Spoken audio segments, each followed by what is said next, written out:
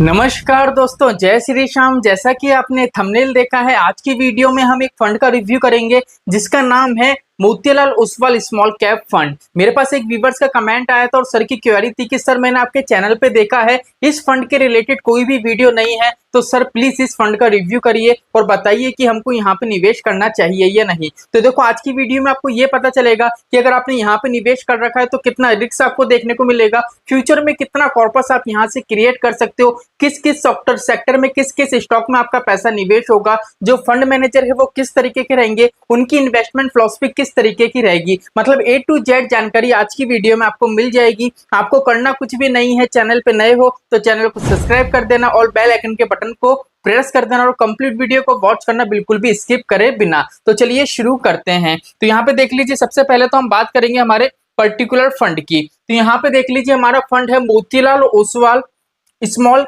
Cap fund direct growth. ये जो particular fund है दोस्तों, डायरेक्ट प्लान का मैं आपको बता रहा हूँ, ठीक है। अगर मोतीलाल ओसवाल का जो स्मॉल कैप का फंड है, अगर हम इसके टोटल एयूएम की बात करें तो एयूएम यहाँ पे आपको कम देखने को मिलेगा 2363 करोड़ का।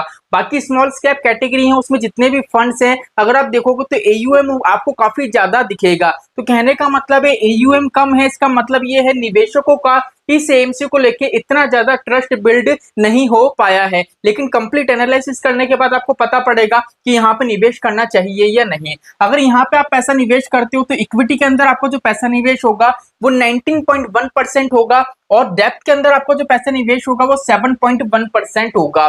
अब यहाँ पे देखो, टोटल अगर हम कैलकुलेट करें तो जो पैसा बच रहा है 100% में से वो बच रहा है 2.6%। अब जो ये 2.6% पैसा है ये कैश होल्ड लेके चलेगी ये आपकी पर्टिकुलर म्यूचुअल फंड एएमसी, ठीक है। अगर यहाँ पे बात करें असेट्स एलोकेशन की, इक्विटी के अंदर आपका जितना भी पैसा निवेश हो रहा है 90%, वो पैसे की अगर हम असेट्स एलोकेशन देखें तो यहाँ पे लार्ज कैप में आपका पैसा लगा 6.55%, मिड कैप के अंदर आपका पैसा निवेश हो रहा है 11.48% और स्मॉल कैप के अंदर पैसा निवेश हो रहा है 72.17%। मोस्टली क्या होता है, सेबी का नियम है कि स्मॉल कैप कैटेगरी का कोई फंड है तो मोस्टली 65% पैसा तो आपको स्मॉल कैप कैटेगरी के फंड्स में इस स्टॉक्स में निवेश करना पड़ेगा। बाकी का जो 35% पैसा है वो लार्ज कैप और मिड कैप में निवेश कर सकते हो। यहाँ पे 65% से थोड़ा ही ज्यादा है, 7 पॉइंट करके कुछ ज्यादा है, इसलिए यहाँ पे दिक्कत परेशानी आपको देखने को नहीं मिलेगी। फ्यूचर में कितना रिटर्न मिलेगा उसकी बात अभी हम आगे करने वाले हैं।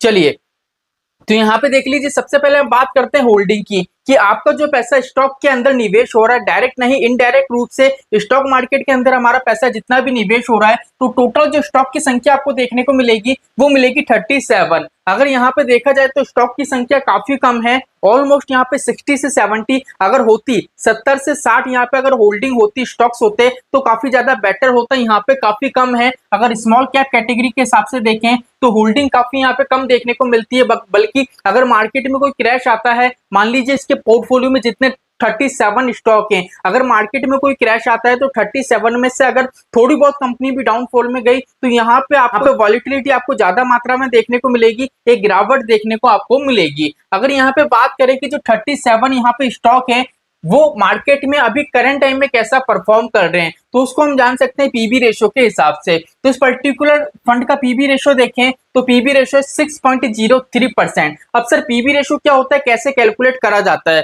तो चलिए बिल्कुल प्रैक्टिकली समझते हैं। पीबी रेशो का मतलब क्या होता है, जैसे मान लीजिए कोई सा भी एक स्टॉक है, इसका कंप्लीट ग्राफ आपको शो हो रहा है। मान लीजिए कोई सा भी स्टॉक है, उसकी बुक वैल्यू 100 रुपए की है, करंट टाइम में मान लीजिए वो 200 रुपए की वैल्यू पे मार्केट में ट्रेड कर रहा है।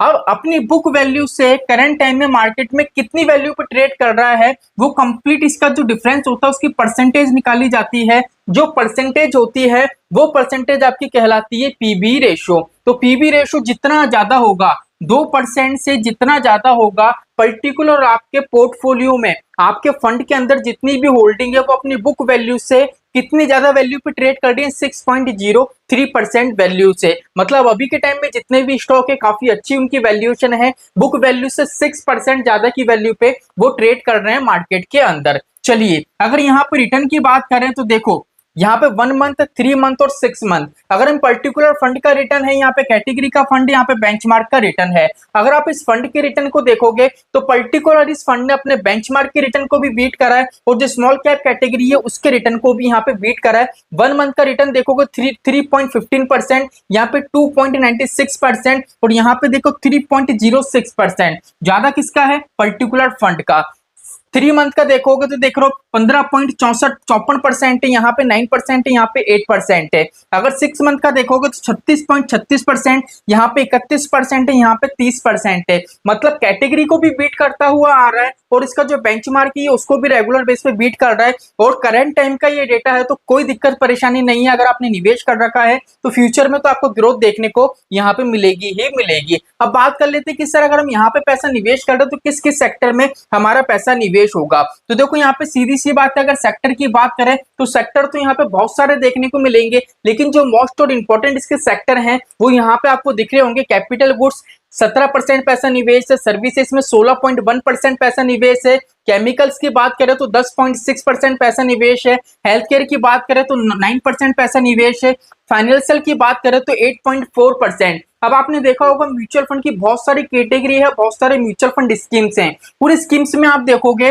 तो काफी ऐसे म्यूचुअल फंड है जिसने फाइनेंशियल सेक्टर में ज्यादा मात्रा में पैसा लगा के रखा है, लेकिन इस फंड की बात करें तो उसने ज्यादा मात्रा में पैसा कहाँ लगाए? तो कैपिटल गुड्स में और सर्विसेज के अंदर। तो ये भी एक इसका अच्छा कंसेप्ट है जिससे ये ग्रोथ की तरफ बढ़ रहा है। ठीक है, अगर बात करें ऑटोमोबाइल्स की तो 6% से, कंस्ट्रक्शन की बात करें तो 5.7% है, टेक्नोलॉजी की बात करें तो 5% है। मतलब इसने सेक्टर को भी नहीं छोड़ा है। ऐसे बहुत से छोटे मोटे सेक्टर हैं, यहाँ पे मैंने लिखे नहीं है, लेकिन जो बड़े बड़े मुझे इंपॉर्टेंट सेक्टर लिखे मुझे लगा जो बताना बहुत ज्यादा जरूरी है, उसके बारे में मैंने कंप्लीट आपको बता दिया है। अब यहाँ पे सबसे अच्छी बात मुझे एक और लगती है, यहाँ पे जो 100% पैसा आपका इक्विटी में लग रहा है, स्टॉक मार्केट में लग रहा है। अगर हम उसकी बात करें, टोटल स्टॉक कितने बताया मैंने? 37 बताए। अब 37 में से जो 5 स्टॉक में पैसा लग रहा है वो 18.44% लग रहा है और जो 10 स्टॉक में पैसा लग रहा है आपका वो 34.46% लग रहा है। तो कहने का मतलब है जो 37 स्टॉक हैं वो सारे ही स्टॉक हैं, एक तरीके से उनको एक नजर से बिल्कुल बराबर वैल्यू में रखा गया है। ऐसा नहीं है कि टॉप 10 जो स्टॉक हैं उनका वैल्यूएशन काफी ज्यादा कर दिया, उन स्टॉक्स में काफी भारी मात्रा में पैसा निवेश करा। ऐसा फंड मैनेजर ने नहीं करा है, जो मुझे काफी अच्छा कंसेप्ट लगता है और फ्यूचर में आपको ये कंसेप्ट ग्रोथ भी दिला सकता है। अब इतनी बात हुई है तो सर फंड मैनेजर के बारे में तो जानना ही पड़ेगा, बिकॉज अगर हम बात करें मोतीलाल ओसवाल की तो रेगुलर बेस पे एनएफओ लाई जा रहा है। अभी थोड़ा एनएफओ थमा हुआ है, अभी के टाइम में एनएफओ नहीं आ रहे हैं। लेकिन अगर बात करें फंड मैनेजर, तो फंड मैनेजर का कंसेप्ट बहुत ज्यादा सही रहता है समझने के लिए, बिकॉज हम क्या करते हैं म्यूचुअल फंड में जब भी पैसा निवेश करते हैं तो हमारा पैसा जाता है पर्टिकुलर फंड मैनेजर के पास। अब फंड मैनेजर ही क्या करता है? हमारे पैसों को मैनेज करता है और अपने दिमाग के हिसाब से क्या करता है? एनालिसिस करता है मार्केट का और पैसों को निवेश करता है। यहाँ पे जो फंड मैनेजर है सबसे अच्छा कंसेप्ट तो ये है, सिर्फ और सिर्फ एक फंड मैनेजर है जिसे किसी प्रकार की दिक्कत परेशानी नहीं है। सुनील जी जिनका नाम है, वेल क्वालिफिकेशन वाले हैं और इनकी जो इन्वेस्टमेंट फिलॉसफी है बिल्कुल बहुत शानदार फिलॉसफी है। इनका जो एनालिसिस करने का तरीका है काफी बेटर है। बिकॉज अगर हम बात करें सुनील जी अभी करंट टाइम के अंदर काफी म्यूचुअल फंड स्कीम है जिसमें फंड मैनेजर के रूप में कार्य कर रहे हैं, लेकिन जिसमें अगर हम बड़े बड़े फंड देखें तो mid cap Motilal Oswal mid cap हो गया, मोतीलाल का फ्लेक्सी कैप फंड हो गया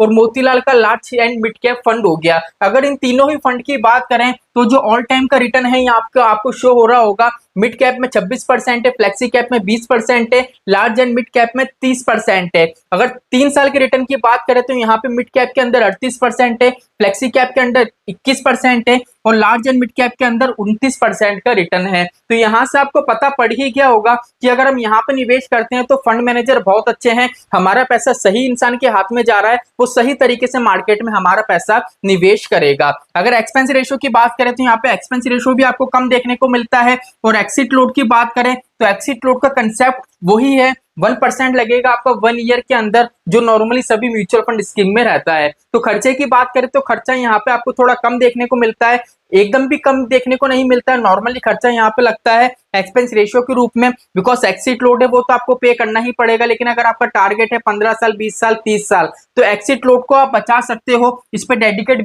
वीडियो बनी है। ऐसा नहीं है कि आपका 30 साल का टारगेट है तो 30 साल बाद जब आपका पैसा निकालोगे तो एक्सिट लोड नहीं लगेगा, तब भी आपका एक्सिट लॉट लगेगा। एक्सिट लॉट कैसे बचाया जा सकता है, जो भी लॉन्ग टर्म कैपिटल गेन होता है, शॉर्ट टर्म कैपिटल गेन होता है, उसको भी आप जीरो कर सकते हो। डेडिकेटेड एक प्लेलिस्ट बनी है, यहाँ पे साइड में आपको शो रही होगी। सिंपली आपको कुछ भी नहीं करना है, चैनल पे जाना है या इस वीडियो के डिस्क्रिप्शन में लिंक दे दूंगा, उस लिंक पे क्लिक करके कंप्लीट वीडियो वॉच कर सकते हो, कंसेप्ट को क्लियर कर सकते हो। तो आई होप आपको समझ में आ गया होगा कि यहाँ पे अगर हम निवेश करते हैं तो फ्यूचर में अच्छी खासी ग्रोथ हमको मिलेगी, काफी अच्छा कॉर्पस क्रिएट कर सकते हैं। और यहाँ पे हमको जो रिस्क देखने को मिलेगा वो रिस्क थोड़ा ज्यादा देखने को मिलेगा, बिकॉज जो स्टॉक की संख्या है वो 37, स्टॉक की संख्या कम है। अगर मार्केट में कोई क्रैश आता है तो वॉलेटिलिटी यहाँ पे हमको भारी मात्रा में देखने को मिलेगी। इसलिए अगर आपकी रिस्क लेने की कैपेबिलिटी हो तो यहाँ पे आप इजीली निवेश कर सकते हो और फ्यूचर में अच्छा खासा कॉर्पस क्रिएट कर सकते हो। तो चलिए आज के लिए इतना ही, मिलते हैं हमारी नेक्स्ट वीडियो में। जय श्री श्याम दोस्तों, जय श्री राधे।